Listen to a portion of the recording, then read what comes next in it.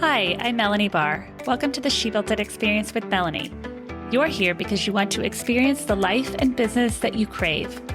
Join me as I talk to women who have successfully built it, a career and business that they love. We dive into the topic of how they built it and talk about everything from having the courage to make career leaps to the details of how to lead effectively, create successful teams, implement strategies for growth, and infuse tech innovation. Magic happens when we focus on the part of ourselves and our business that brings us joy. So let's dive in. Tutti Taygerly is a leadership and executive coach, sought-after speaker, and author of the book Make Space to Lead. She has helped dozens of top performers uncover their passions and get back on the path to work fulfillment. From Stanford to a seemingly effortless climb up the career ladder, Tutti has been a lifelong superachiever. She spent 22 years as a design leader at design firms, startups, and large companies, including Disney and Facebook. As a leadership and executive coach, she helps entrepreneurs, startup founders, corporate leaders, and other high achievers design the life they've always wanted. Thank you for joining me today, Tutti. I'm excited to be here, Melanie.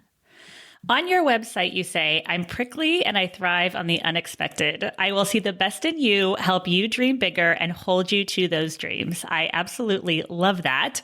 You have worked for well-known companies, Disney and Facebook, to name a few.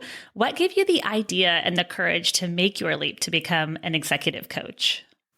Yeah, to be honest, Melanie, I don't think it was my own courage. I think it was a reaction to different circumstances and experiences that happened to me. I had been in corporate for 22 years, working at a lot of these big companies, as well as for startups and design studios.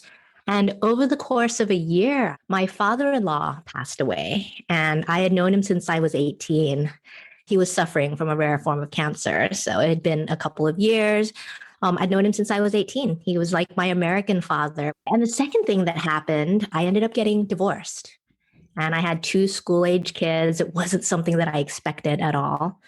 And then finally, in the course of 1 year, my father also passed. Oh, I'm and sorry. Him and my family live in Thailand. I'm a first-generation immigrant.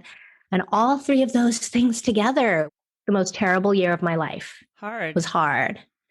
But it helped me to really think and focus about what I wanted. And different people have different purposes for different phases of their life. And for me, for that particular time, I knew that I wanted to focus on my family and my children. And I also knew that I no longer wanted to work these 60, 80-hour weeks for someone else. So that was the impetus towards starting my own business. Isn't it so interesting how when we have kids or when we have these moments that force us to slow down, it's when we really look inside ourselves and figure out what we really want. And you have so much experience working for well-known companies.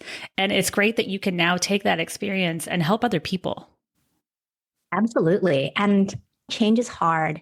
Change, challenge, all of this is so hard to deal with, dealing with transitions. But that's what makes us grow. Yeah. And that's beautiful. Yeah. And when you come from working for these large companies and well-known companies, I used to work for the Los Angeles Dodgers. You make these leaps and you think, who am I now? You're right. You're so right about the changes and the pivots, because I have so many conversations with women who, as our lives change and grow and life experiences happen, like you mentioned, we have to pivot at times with those moments and do the things that honor us. Absolutely. So much of my identity was caught up in working, in the products that I launched, in the brands that I helped. I would say that was my professional identity, but I would also say that kind of encompassed a lot of the entirety of my identity. And I find that happens with a lot of the startup CEOs that I work with, because it's their company, it's their thing, happens with a lot of entrepreneurs. That identity becomes so enmeshed. So true. You also mentioned one key tool of coaching is asking powerful questions to elicit insight from your clients. Share with us a moment where you asked a powerful question to a client and how that helped to better their life. I was talking to a woman. She is a woman of color, and she wanted to have a louder leadership presence. In these executive rooms, she's often the only woman, the most junior person, and the only person of color. She was struggling with imposter syndrome, not quite sure how she was going to speak up and do this. What was really interesting, I asked her, let's play a game. If we're going to think about where things are, let's transport ourselves 3 years into the future. It's 2024 right now. And the last 3 years of your life have been the most amazing and fulfilling and wonderful, both personally and professionally. Tell me what's happened and use the present tense. And that question completely shifted her energy because it went from what's wrong with me? How do I solve this problem? And it shifted it for her into the space of vision and dreaming and what is it that really matters in her life. And I remember seeing her face and how she transformed and softened in that. And of course, we went back eventually to figure out what's some tactics and actions for her immediate dilemma. But that was something that really shifted the energy of the conversation. You mentioned that you thrive in the unexpected. That had to be a question that she was not expecting.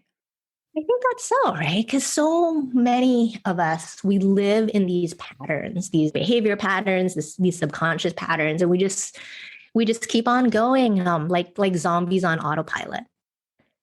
So I think a lot of what my job is to break people out of the patterns, become more playful, help them recognize that they're stuck in a pattern first, and then they can choose what they want to do with it. You wrote a book titled Make Space to Lead. What was your inspiration writing your book? And I loved reading about you before this interview about how you're constantly reading and learning and taking in various kinds of knowledge. I think I've always been like that since I was a little girl. A lot of the concepts of the book hinge around these two things. If you think about a balance beam, there's a balance beam between being and doing. And for myself, for most of the clients that I've supported, we are so over-indexed towards the doing. It's like, what's the next goal? What's the next milestone? What's the next release? How are we going to hit these achievements? How do we hit these financial goals? It's the culture of tech. It's the culture of the Western world. It's this culture of success. And what I've learned through being a professional designer for 22 years is that you can't force creativity and flow and drive. Ironically enough, I knew that in my work as a designer. I didn't quite know that so well for my personal and professional life. But if we talk about this balance being being versus doing, so many of us are just completely indexed onto the doing. Instead, what really matters is the being part of it. And you brought up tech, and I think that's so true. Tech helps us so much in our lives today, in our personal lives and our work lives, but it has caused us to get to this pace where we just move so fast. We have this badge of busyness. It's like, how are you doing? Oh, I'm so busy. I'm so overwhelmed. I'm doing all this. And it goes back to what you were talking about this identity. Your identity is someone important, someone successful because you're so busy. And instead, I wrote Make Space to Lead to talk about the other side, the doing side, the becoming side, the who you are, the emotions, the energy, the joy, the flow, the creativity. What I talk about, because I've seen this through my work as a designer, as someone who creates products, and now as a coach, is that when you slow down, when you make space, when you give time for that creativity to gestate and flow, slowing down to rest and take space will actually make you even more successful and fulfilled. You need those periods of rest and rejuvenation. And then you also need periods of go, go, go. But so often we're stuck into that one mode. Mm-hmm. You're so right. And you mentioned you have two girls. And it's so interesting because I worked for the Dodgers, and I would joke that my car would only drive to Dodger Stadium because I was there 10 to 15-hour days during the season and then leaving sports. And I have twins who just turned 8 over the weekend. I went from working since I was 16 years old and loving to work and thriving on work to sitting in a nursery, literally sitting there with 2 babies who I love so much, but they didn't talk back to me. It forced me to slow down in a way that I probably wouldn't have had I not had twins, but to also think about what is it that I really want. And I think it's that way for so many women. When I had my oldest daughter, she's 13 now, I was working for a design studio and we serviced lots of clients. We helped the world's biggest brands really dream up what's the future of connected homes, what's the future of autonomous vehicles. And they asked me to go back to work after 4 weeks. Wow. And I did. That's the part of it where that was such my identity and such being driven that I did that. That had to be hard because what you were doing was so fun and exciting, but I also see how you're missing out on this part of yourself too. Absolutely. Part of me thought that I had it all because when I had my second daughter, they asked me to do the same thing. And I was like, no, but I will go to London on assignment because you want me to help with this large media telecoms company. And I said, that's fine, but you're going to hire a nanny and we're going to bring my daughter with me because it's really important for me to keep breastfeeding and doing this. And I think at that time, I thought that I could have it all. I could balance. I could be like that jet setting working mom with baby in tow. And it took me many, many years later to realize that was a path for disaster and burnout and overwhelm. And there was just no time to breathe or think or do anything else. I do love that you went for it and that you took her with you. I mean, you looking back, it might not have been exactly a perfect moment, but that's one of the shifts we need in the work world today. We are mothers. We're going to continue to have kids, but that doesn't necessarily only define who we are. Absolutely. I was lucky enough to be in a position of privilege that I could negotiate for that in my work, that I could say, well, I will do what you want, but here are my conditions. And many people don't have that. Right. But I love that you stood up for yourself and that you asked for it, because some people might not have even done that, even in that position and even with, that opportunity. So at least you tried too. I mean, maybe it would have worked out and you would have loved it, but you listened to yourself too, to what you need and what's right for you. And as you alluded to for my website, I've tended to be prickly and challenging and demanding and ask for what I need. And I think a lot of that comes from having been a woman in tech for so long and having to put on that armor. I'm sure you know that from working at the Dodgers, just being that person, having to put on that armor, that commanding way, just so you could hang with the boys, prove your worth, and all of that stuff that was, I'd say, somewhat anti, really leading from being a feminine leader. I actually learned to like being underestimated because I'm not afraid to negotiate with all of my past career experiences. So when I start to do it, I like it when someone's taken off guard a little bit, when I am not afraid. I love it. I am someone who likes to work and I love what I do. So at times I can easily be consumed by it. What are a few tips that you can give us for making space to lead? Yeah. So here's the thing. I'm not going to be like, don't work this many hours, don't drive hard, because I think it's a balance. And I think that balance is dependent on every person. And there might be times in your life where go, drive, working all the time, just constantly driving to Dodger Stadium. That might be perfect and right for you. And that's okay. I think what you want to watch for is energy, joy, play. If you're driven by it and it invigorates you and you can't wait to go and keep going, maybe something happens, maybe they win these games, win the championship, and you're like, yes, I love my work, I want to keep doing that. Then I say, go for it. Keep doing that, because that's going to sustain you.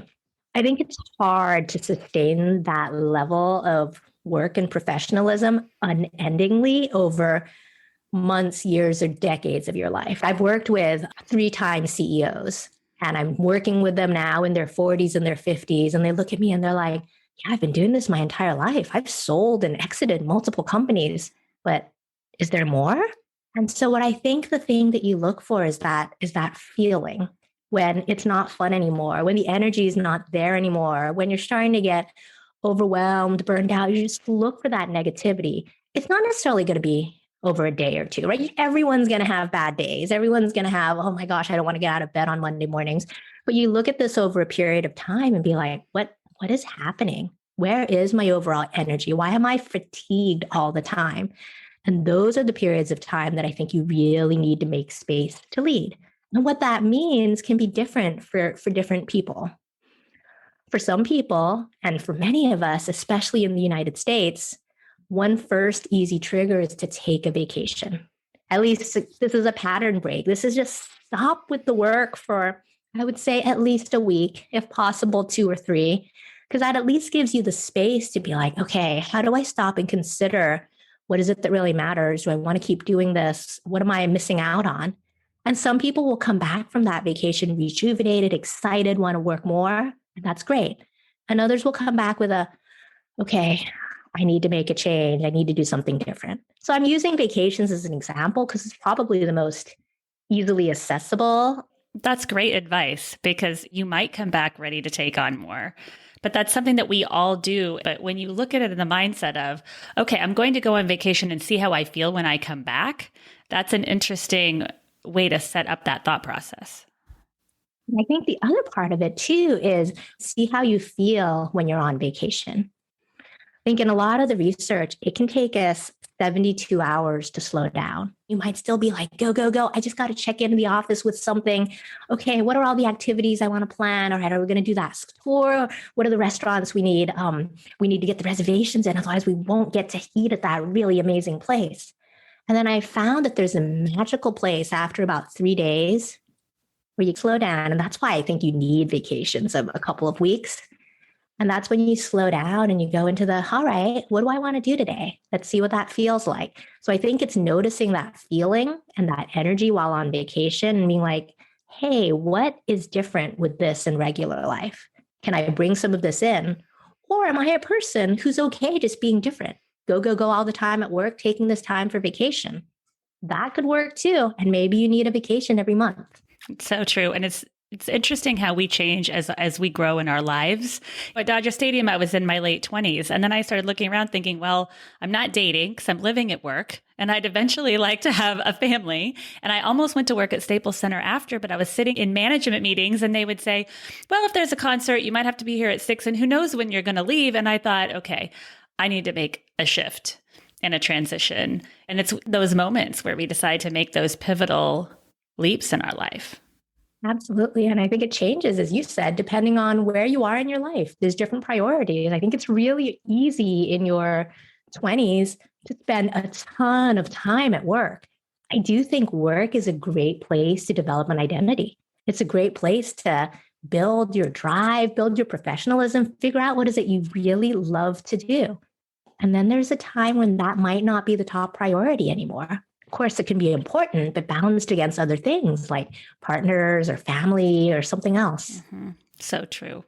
What is one thing that your business has done for you or taught you and your clients that you didn't realize would happen? One thing that I really love about what I do is that leadership lessons come from everywhere. I feel that I'm finally in a place where what I do professionally and how I live my life personally are really completely integrated. And what I mean by that is everything can be really unexpected. For example, I'm a surfer. I use a lot of surfing metaphors in the book, Make Space to Lead. But about a month ago, I had the worst accident that I've ever had. So I still have like the remains of a black eye from that. And this is 4 weeks later. I'm completely okay. There was some scary periods, but I'm completely okay. But what I love and what's been really unexpected about this journey is every single thing is not a disaster. It's simply a thing that happened, a thing that happened in life. And so there's so much to be learned from it, whether it's resilience, whether it's the fact that I still have trouble asking for help with people, that I still, want to keep going despite being slower because I'm suffering from maybe the late effects of a concussion. So that's a learning. And then the other learning is that everything that I go through and everything that my clients go through, they teach me as much as I teach them because everything is connected and there's leadership opportunities all around. Mm-hmm. Isn't that such a beautiful thing? It really is. And it makes it super fun. Yeah. I truly believe you can learn something from everyone. I was curious because I live in a beach community, how you tie surfing into your teaching and what you do now. So I learned to surf in Newport Beach, California. I was living a couple of houses from the beach and I figured, hey, I got to start this. It's something that I wanted to do. And I think surfing was my path out of this continual doing, striving, must be good at everything that I do, because for the amount of time I spend in the water and surfing and doing it, I'm a terrible surfer, but I love it. I love it so much. Many people think of surfing as you see that powerful person up riding the wave and carving and doing aerials and doing cutbacks and all of these things. But the reality is that it's so little over the course of a surfing session. If I'm out for an hour or two, I might spend 5 seconds up and riding the wave. And instead, there's these other aspects. As I'm sure you know, you've got to train, you've got to paddle, you've got to get strong and stretch and really keep practicing and going. And then there's a lot of sitting.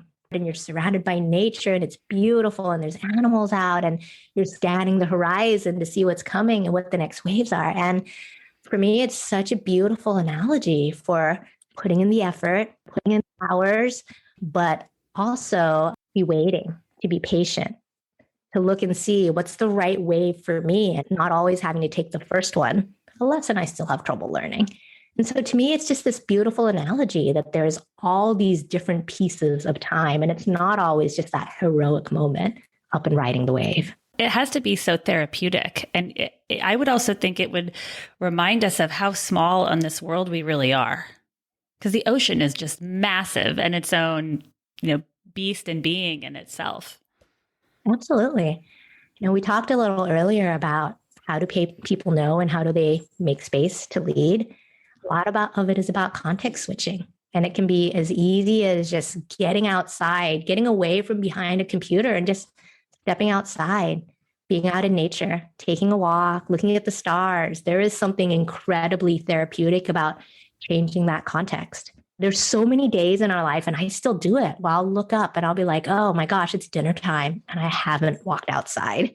Especially in COVID times now, right? I feel so guilty because I live by the ocean and I'm only a few blocks, so it wouldn't take long of a walk to see it. But some days I go and I don't see it and I'm thinking, okay, this is wrong because it takes you out of whatever work mode or whatever has happened during the day and just helps those things just dissipate. Exactly. Stepping outside, that's an instant way to take some space. Mm-hmm. Magic happens when we focus on the part of ourselves and our business that brings us joy. What is one tip that you can leave with us today about how you find and live your joy? I think a lot of times we'll think about big things like, when's that next vacation? Or, oh my gosh, I'm going to this really lovely dinner or this concert that's up ahead. What I've been spending a lot of time on is daily small bits of joy and gratitude. It's going through the course of a day and being like, and looking at, oh, what was that taste of that bite of food? And for me, I have cats. What does it feel like just to sit for a moment and pet my cat Mochi and feel her rumbling, mighty vibration? And so my advice would be to look for joy in the little things. Look for joy in the unexpected, small, daily habits of what you're doing. And how do you celebrate these little things and make them joyful and be grateful for them? Yeah. So true. Thank you so much for joining us today. I knew I was going to love our interview and that we would have so much knowledge and motivation and inspiration. So thank you for sharing all the stories with us. Absolutely. Can you please tell our listeners how and where they can find you? You can always find me on LinkedIn at Tutti Taygerly, and I'm on Instagram at Tutti. And for more on my book, the URL is Make Space to Lead. I'm accessible in all the ways I happily chat and reach out. So please come chat. If you are new to She Built It, we'd love for you to join us. We offer community memberships, masterminds, innovative virtual events, and meaningful connections to entrepreneurs and corporate leaders. Please also check out our She Built It shop. Curated products from women-owned businesses who put their heart and soul into their beautiful and innovative products. We offer She Built It business consulting and the She Built It blog. Thank you to everyone around the world who joined today. Thank you to my editor, Rich Streffolino. Please download and subscribe wherever you get your podcasts. And until next time, together, let's let nothing stop us from experiencing the life that we crave.